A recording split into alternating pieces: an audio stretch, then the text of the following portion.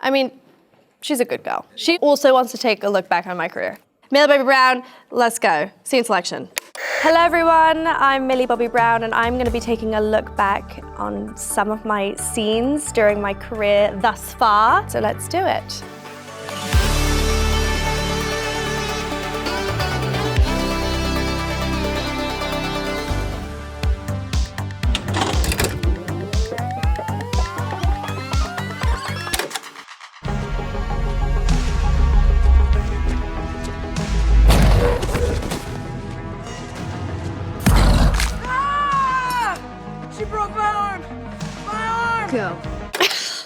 Go. Oh, this is that. I don't even remember it. I never really watched season 1. I didn't really have time. The second it came out, you know, we just went on press tours and interviews, and now we're able to kind of relish in it more and really enjoy the show. It's so cloudy, the memories. You don't really remember like the specifics of everything. Did not think this would be big at all. And I actually still didn't. Like after we performed at the Emmys and went on Ellen, I was just like, it's gonna go up and it's gonna go down. I didn't know. And then I was just like, oh, I've gone up and I'm like staying consistent and I'm able to continue doing really great things. But like I'm 10, so immediately I'm like, I just want a puppy and my hair to grow back. You know, that's really all that I was thinking. Let's go! Go! Yeah, that's right! You better run! She's our friend and she's crazy! I love that line. That is my favorite line. Also, I think my friends actually say this about me. They're like, she's our friend and she's crazy. Gaten's performance in this makes me so happy. Oh, the energy he brought, it was just like magnetic in the screen. Oh, the void, the most depressing place ever. I'm always alone. I'm always having to be emotional and scared. I'm in water, my feet are pruny, I'm hungry. It's my least favorite set ever. Mike, I'm sorry. Sorry, what are you sorry for? The gate. Girl, she needs braces. You see those teeth? I opened it. I think this was probably the most I spoke in the whole of season 1.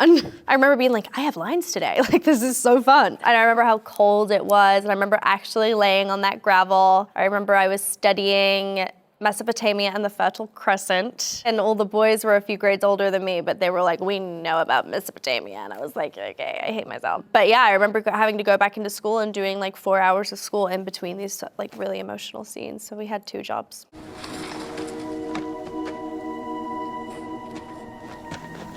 This is such an iconic scene because you start to go, oh, Mike and 11, like they might be falling in love, and there's Dustin. You know, it's just like very, very cute, the friendship that they have. And I think this is the beginning of the wonderful friendship between the boys and 11.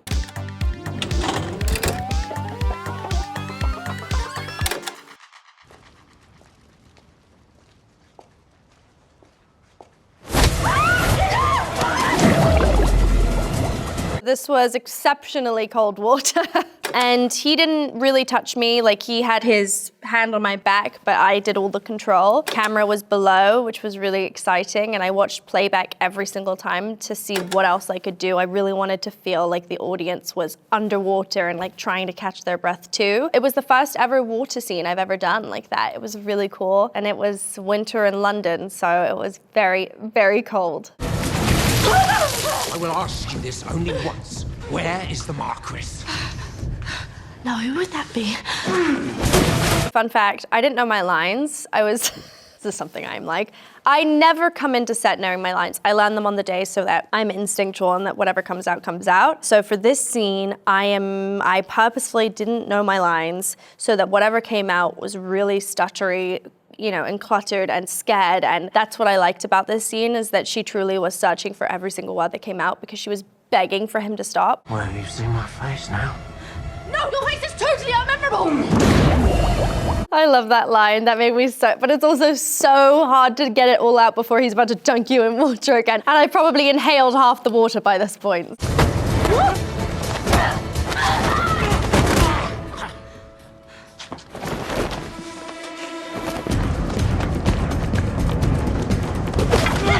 So this part of the scene, it took me 2 months to learn before production. It was really difficult. I practiced so much and learned all of the skills so that on the day when I got there, I was able to just do a dance routine.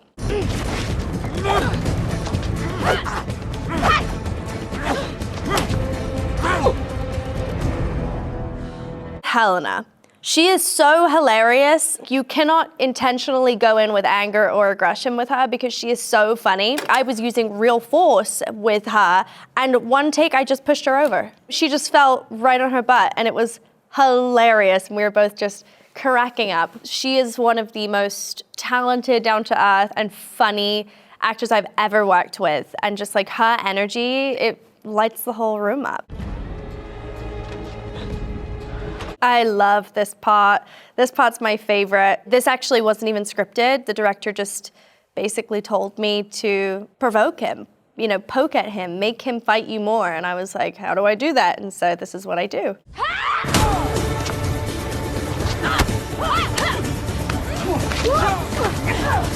I actually love that her reactions are like, whoa, that worked. You know, it's never like confidence, it's more like, oh my, I'm smart. Like, that worked. That actually landed, and he's hot, yay!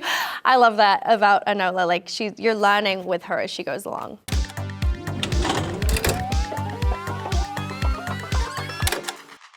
The ceremony is now complete.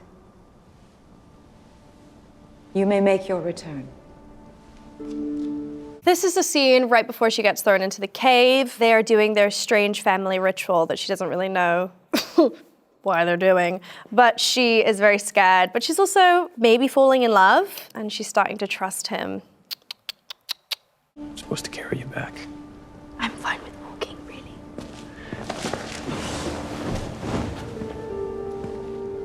Poor Nick had to hold me and 9 layers of dress, but for 12 hours within the day, so it's crazy. Yeah, he did very well. Seriously, I was wearing everything that you see me dress up in the film, I'm actually wearing. So there was a lot to hold.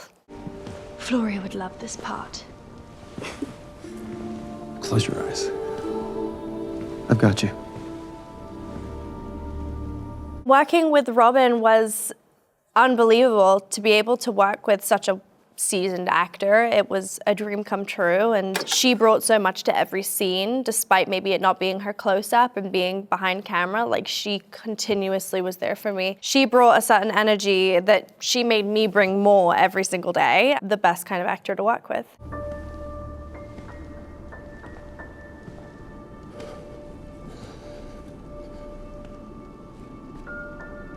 I feel very gravitated towards strong female leads, but just being able to executive produce this, it meant the world, because I was able to be behind the camera, have a say in where the plot, story, casting goes. It was really nice, and I was able to kind of live also my female producer lead role. I'm sorry.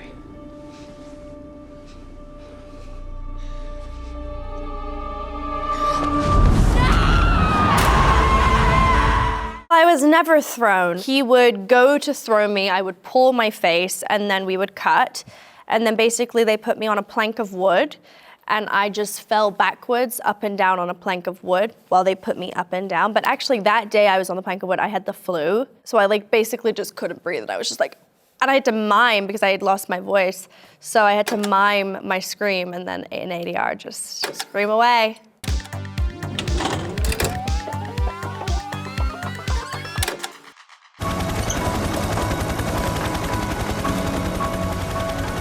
Dr. Owen, yes, the Rebecca. What even is that look? I also think it was the first time I ever worked with a fan. The fan's blowing in my face, and I was like, I can't see it. Okay, carry on. Ruby?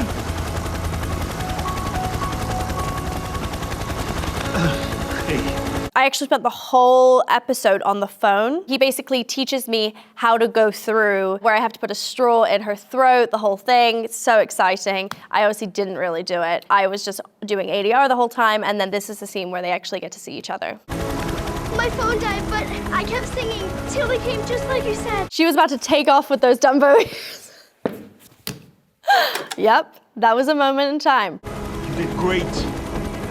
You were perfect. You're okay. I have no words. That's better than Stranger Things. That's better than all the things, that right there is what you call a performance.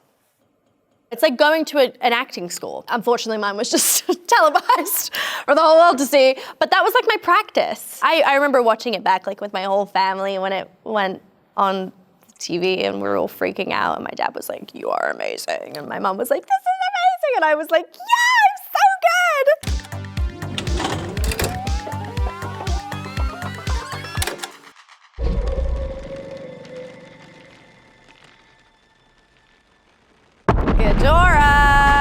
Ghidorah. My hair is insane in this, but I love this so much. What was so cool is that the set wasn't actually moving, it's the cameras moving, and right in front of me is a whole green screen, so I just have to pretend that Ghidorah is coming. All of it's real fire, you know, all of it around me, the debris, everything is around me. I had an amazing first lady that had a voice of God that would just be like, "And Ghidorah's coming, and he's gonna kill you, and I would just basically he would just narrate what I did, which was amazing.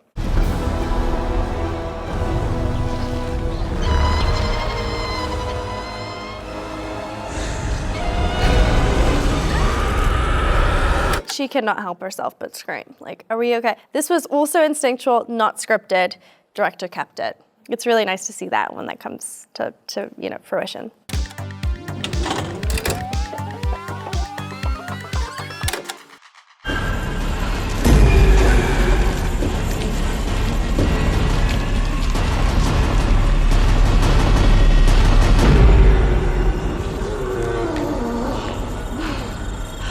My 17th birthday, the day I filmed this. So it's very positive, lovely, really light day emotionally. He's killed everyone and he's prepared to kill me, but I actually throw him into the rift. So actually 11 created the upside. I still need to get this all clarified.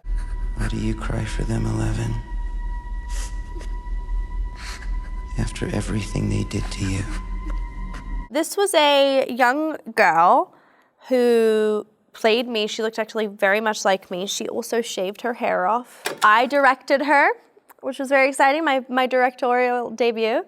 And it was really exciting because I just wanted to have more of a say in how she would move because I remember that and I remember exactly how that was. And then basically sat in an egg for 3 days and we went through every single scene and I moved my face the way that I'd want her face to look. When she would scream, I would scream just so she could feel the intensity of the scene and that, you know, she could feel like she was acting against, right? Because she's also having to look at a green tennis ball. I always used to clench my fists when I was using my powers. So like showing her things like that, showing her how to use her face, her body stance, her strength. I needed to feel like she was straining because her power is so, you know, it's bigger than her. And she's like this little dinky, beautiful little girl. And so I was just like, we need to channel our inner dragon.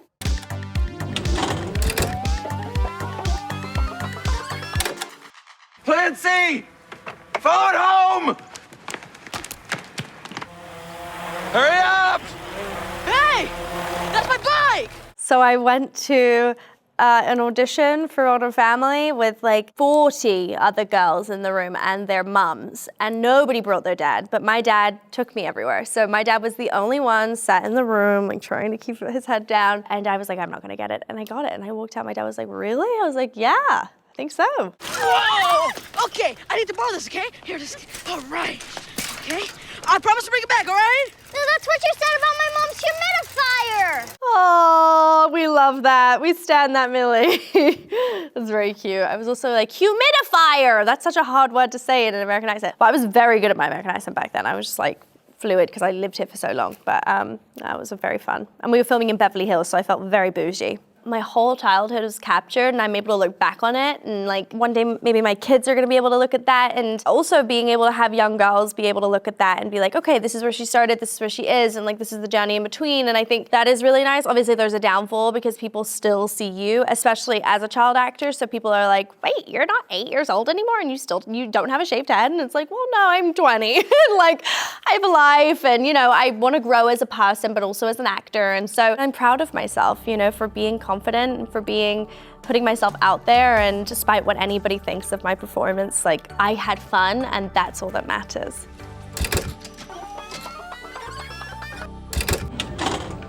Thank you for watching.